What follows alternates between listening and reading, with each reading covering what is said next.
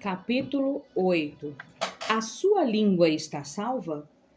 Desenvolvei, cultivem, sigam para o alvo e completem totalmente a vossa salvação com temor e tremor. Não confiem em si mesmo. Tenham extremo cuidado, sensibilidade de consciência, vigilância contra a tentação, temor de qualquer coisa que possa ofender a Deus e desacreditar o nome de Cristo.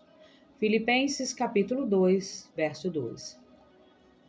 Eu me lembro quando Deus falou ao meu coração: Joyce, está na hora da sua língua ser salva. Isso pode soar estranho, mas é verdade.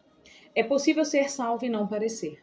Um indivíduo pode ser um filho de Deus e ainda assim não falar como tal. Sei porque eu era assim. Não basta ser salvo, a língua deve ser salva também. O apóstolo Paulo chama esse processo de desenvolver a nossa salvação. O que significa exatamente desenvolver a nossa salvação? Em Efésios capítulo 2, no verso 8 a 9, Paulo declarou plenamente que a salvação não pode ser ganha, ela é dada pela graça de Deus e recebida mediante a fé. A salvação não é a recompensa por boas obras para que ninguém se glorie. No novo nascimento, Deus, por sua graça, misericórdia, amor e bondade, envia seu Filho Jesus Cristo para viver em nós, nos confere seu Espírito Santo e cria em nós um novo coração.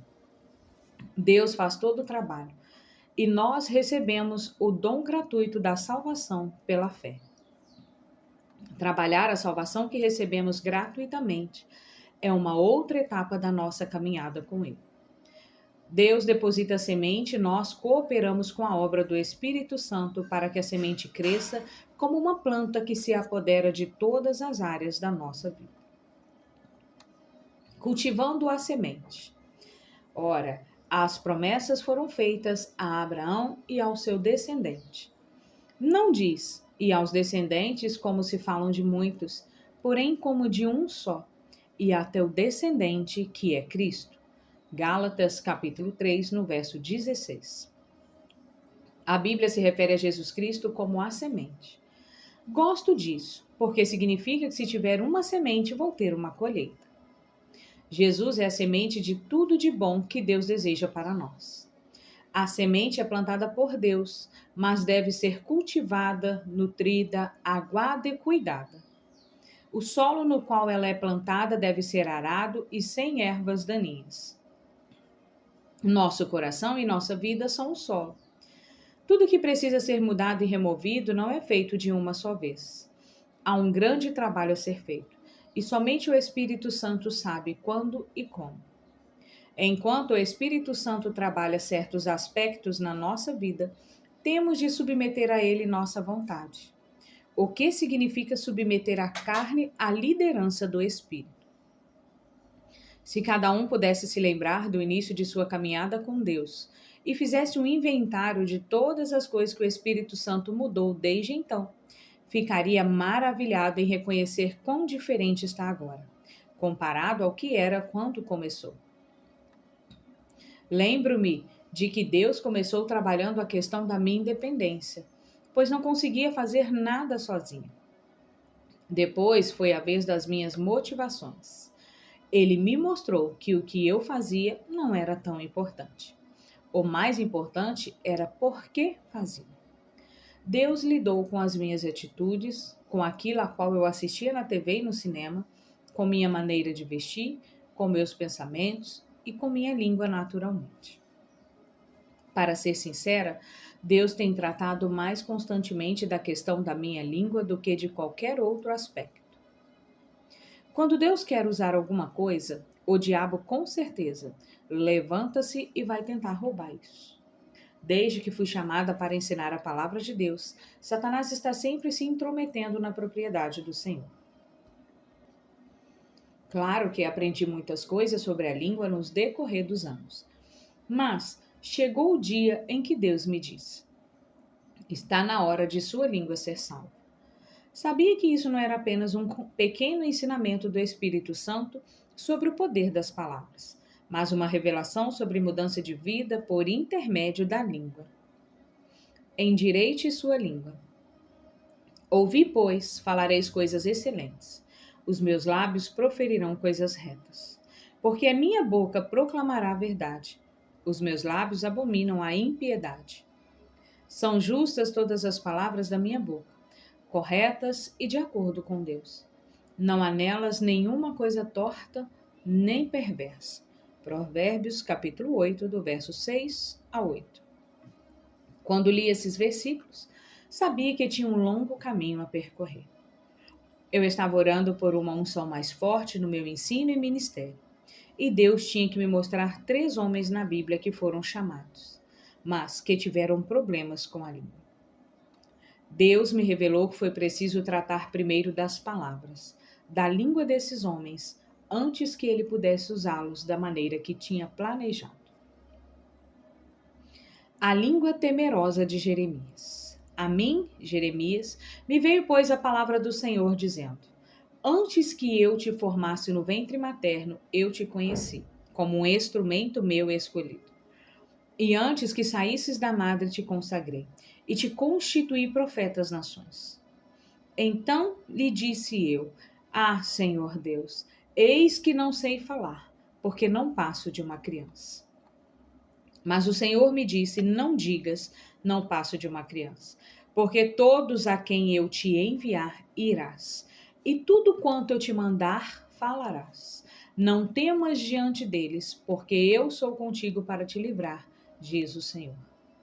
Depois estendeu as mãos, tocou-me na boca e o Senhor me disse: Eis que ponho na tua boca as minhas palavras. Olha que hoje te constituo sobre as nações e sobre os reinos, para arrancares e derribares, para destruíres e arruinares, e também para edificares e para plantares. Jeremias capítulo 1, do verso 4 ao 10. Deus chamou Jeremias como um profeta às nações, e imediatamente Jeremias começou a falar coisas que Deus não tinha dito. Deus tinha de endireitar a língua de Jeremias antes que pudesse usá-lo.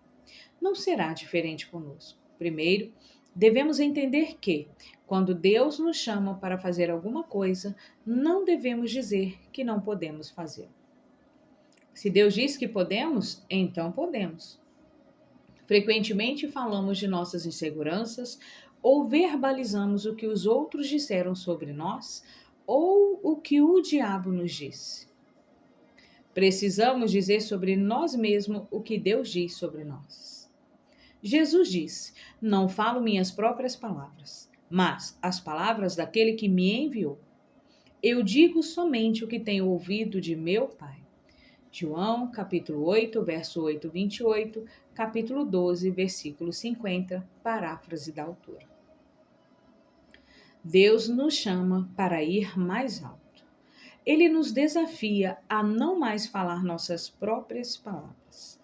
Ele quer que falemos não o que vem da alma, mas o que vem do Espírito. Deus está preparando o seu povo para ser usado por ele na colheita dos final dos tempos. Ninguém é usado sem preparação. Isso significa que Deus deve lidar conosco e que devemos nos submeter a Ele. Deus quer nos lapidar. Ele tem trabalhado em nossa vida há anos, mas agora está na hora de alguns ajustes finais. Você provavelmente ouviu outras mensagens sobre a língua antes. Por isso, esta palavra pode não ser uma nova revelação para você. Mas a verdade é que, como muitos de nós, você continua tomando certas liberdades que já não lhe são permitidas. Nova etapa, novo demônio. Portanto, assim diz o Senhor, o Deus dos exércitos: Visto que proferiram eles, o povo, tais palavras, eis que converterei em fogo as minhas palavras na tua boca, Jeremias, e a este povo em lenha, e eles serão consumidos. Jeremias, capítulo 5, verso 14. Deus está nos chamando para subir mais alto a uma nova etapa. E em cada nova etapa do poder e das bênçãos de Deus, experimentamos nova oposição.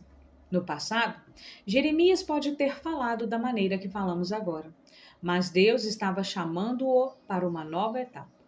Nela, aquele tipo de fala lhe causaria sérios problemas. Devemos reconhecer que palavras erradas podem abrir portas para o inimigo que não desejaríamos. Durante anos, Deus me falou para não abrir portas. E um dia ele disse: Joyce, esqueça as portas. Satanás está procurando uma pequena brecha para entrar na sua vida. O que quer que Jeremias tenha feito não foi tão agressivo contra o reino das trevas como o que Deus tinha planejado. Creio que a mesma coisa acontece na minha vida e na sua. Coisas que Deus deixou passar anteriormente agora não são mais permitidas. Não podemos andar na carne na hora de exercer nosso dom ministerial, tentar entrar no Espírito rapidamente. Não haverá nenhum poder, nenhuma unção. Deus disse a Jeremias que transformaria sua palavra como fogo em sua boca e o povo em lenha. Eu creio nesta mesma coisa em minha vida e no meu ministério. Quando falo a palavra de Deus, quero que tenha efeito dramático na vida das pessoas, mudando-as radicalmente. Você também deveria querer. Não temos mais tempo para um pouco aqui e um pouco lá. Isaías, capítulo 28, verso 10 e 13. É hora de continuar a obra de Deus. Eu li alguns livros que falavam de reavivamento passados, de como a unção do Senhor era poderosa na pregação. Centenas de pessoas caíam ao chão e começavam a clamar por livramento e salvação. Creio que essa é uma manifestação de Deus transformando as palavras da boca do pregador em fogo e o povo em lenha. Isso não acontecerá conosco se permitirmos que haja mistura de palavras em nossa boca. Talvez não experimentemos a perfeição completa nesta área, mas é hora de tratarmos esse compromisso de maneira muito mais séria. Orei por uma unção mais forte, e Deus estava prestes a dá-lo, mas primeiro ele disse: Joyce, é hora de sua língua ser salva. Quando pedimos algo a Deus, há coisas que devem ser removidas primeiro do caminho para que a unção possa ser liberada. Ao adquirir uma nova mobília de quarto maior que a anterior, você pode ter que mudar algumas coisas para acomodá-la melhor. Não fique de luto pelo que tem de acabar. Alegre-se pelo que está chegando. A língua pesada de Moisés. Então disse Moisés ao Senhor: Ah, Senhor, eu nunca fui eloquente nem outrora, nem depois que falaste ao teu servo, pois sou pesado de boca e pesado de língua. Êxodo capítulo 4, versículo 10. Quando Deus chamou Moisés para ser seu porta-voz a Faraó e aos israelitas, ele alegou que não era tão eloquente para fazer o que Deus queria, porque tinha um problema com a boca. A resposta de Deus foi: Quem fez a boca do homem? Não sou eu, Senhor? Verso 11. Às vezes pensamos que Deus não conhece todas as nossas fraquezas, mas Ele conhece. Quando entendi que Deus me chamou para ministrar sua palavra em larga escala, eu lembrei de que sou mulher. Duvido que Deus tenha se esquecido desse fato alguma vez. Eu mesma não via nenhum problema nisso, mas conhecia pessoas que não aceitavam, o que criou uma certa dúvida em mim. Aquela dúvida tinha de ser eliminada antes que eu pudesse prosseguir. No versículo 12, Deus disse a Moisés: Vai, pois, agora, e eu serei com a tua boca, e te ensinarei o que has de falar. Da próxima vez que Deus chamá-lo para falar por ele e o medo nascer em você, lembre-se, se ele o enviou, ele será com sua boca e o ensinará o que dizer. Os lábios impuros de Isaías. No ano da morte do rei Uzias, eu vi o Senhor numa visão, assentado sobre um alto e sublime trono, e as abas de suas vestes enchiam a parte mais sagrada, o templo. Serafins estavam por cima dele. Cada um tinha 6 asas. Com 2 cobriam o próprio rosto, e com 2 cobriam seus pés, e com 2 voavam. E clamavam uns aos outros, dizendo: Santo, Santo, Santo é o Senhor dos exércitos. Toda a terra está cheia da sua glória. As bases do limiar se moveram à voz do que clamava, e a casa se encheu de fumaça. Então disse eu: Ai de mim, estou perdido, porque sou um homem de lábios impuros, habito no meio de um povo de impuros lábios, e os meus olhos viram o Rei, o Senhor dos exércitos. Então um dos serafins voou para mim, trazendo na mão uma brasa viva que tirara do altar com uma tenaz, e com a brasa tocou a minha boca e disse: Eis que ela tocou os teus lábios, a tua iniquidade foi tirada e perdoado o teu pecado. Depois disso, ouvi a voz do Senhor que dizia: A quem enviarei? E quem há de ir por nós? Disse eu: Eis-me aqui, envia-me a mim. Então disse ele: Vai e dize a este povo: Ouvi, ouvi e não entendais. Vede, vede, mas não percebais. Isaías, capítulo 6, do verso 1 a 9. O chamado de Isaías é um exemplo excelente da necessidade de Deus purificar a língua antes de usar o homem. A passagem bíblica me ensina que quando entramos na presença de Deus, Ele vai lidar conosco. Isaías percebeu que tinha uma língua impura. Creio que o clamor do seu coração era por mudança. Por isso Deus lhe enviou ajuda. A aproximação do serafim, como a brasa viva, é registrada aqui como um acontecimento instantâneo, o que nem sempre vai acontecer conosco. Preferiríamos um livramento milagroso, mas normalmente, creio que na maioria das vezes, o Senhor tem de nos colocar num processo de limpeza. O que precisamos extrair desses versículos é o princípio estabelecido neles. O versículo 7 declara que o pecado de Isaías foi perdoado. Portanto, podemos presumir que sua língua impura era pecadora e precisava ser purificada.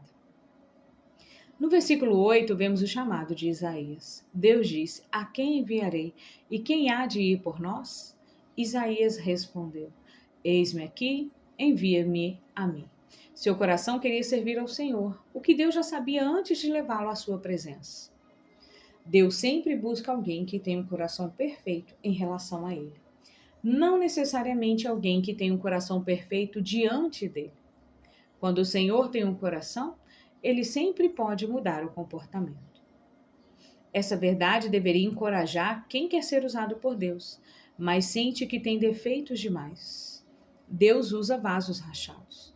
Vamos a Ele como estamos e Ele nos molda e nos transforma em vasos para o seu uso.